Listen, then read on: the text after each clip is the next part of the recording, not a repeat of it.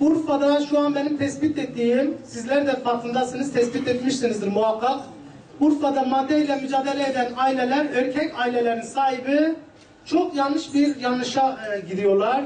Ve ben birçok vakaya örnek oldum. Hatta birkaç kişiye de ben düğününe gittim. Aile oğlunu belki maddeyi terk eder diye kalkıp oğlanı evlendiriyor.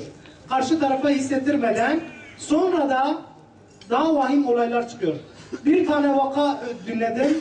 Adam kalkıp karısını da kendisi gibi bağımlı yapıyor. Bir tanesi dinledim. Çocuk eşini istemiyor. Gitsin diyor. Bir tanesini dinledim. Zaten şu an ailesi de yanımızda. Çocuğun kız tarafı duyunca ikinci nişanlanmasına rağmen nişandan vazgeçtiriyorlar. Diyorlar ki biz böyle birine kızımızı veremeyiz. Yani bu Urfa'da olan bir vakadır. Basına da büyük görev düşüyor. Aileler, kız sahipleri lütfen kızınızı evlendirirken hiç çekinmeyin. Lütfen tahlil isteyin. Ben bunu rahatlıkla söylüyorum. Madde bağımlı olup olmadı bu sizin doğal hakkınız.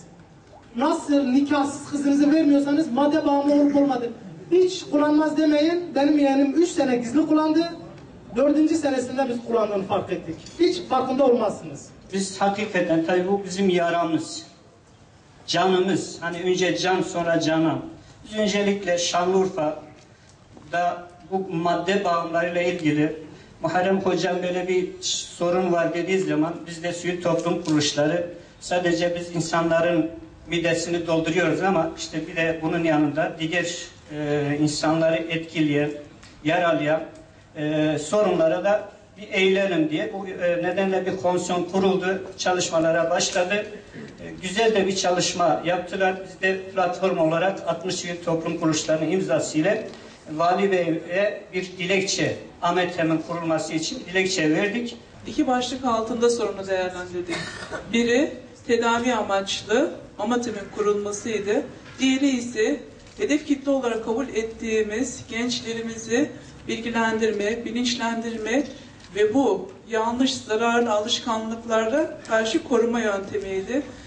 Biz bu çalışmalarımız için belli kurumları ziyaret ettik. Bunların başında Milli Eğitim, Müftülük, Aile ve Sosyal Bakanlığı'na bağlı müdürlüğü, halk sağlığını ziyaret ederek biz bu kurumlardan Ar-Ge'lerle beraber çalışmak istedik. Bu arkadaşlarımız da bizim komisyonumuzun belli tarihlerde toplantılarına katıldılar. Ve biz bu çalışmalarımızda yol alırken belli projeler geliştirdik. Ben bu projeleri şimdi sizinle paylaşmak istiyorum. Ama paylaşırken gerçekten yüreğimle konuşmak istiyorum ki konuşmam herkeste iz bıraksın. Bu işi ne kadar samimi bir yürekle girdiğimiz anlaşılsın komisyonumuz adına.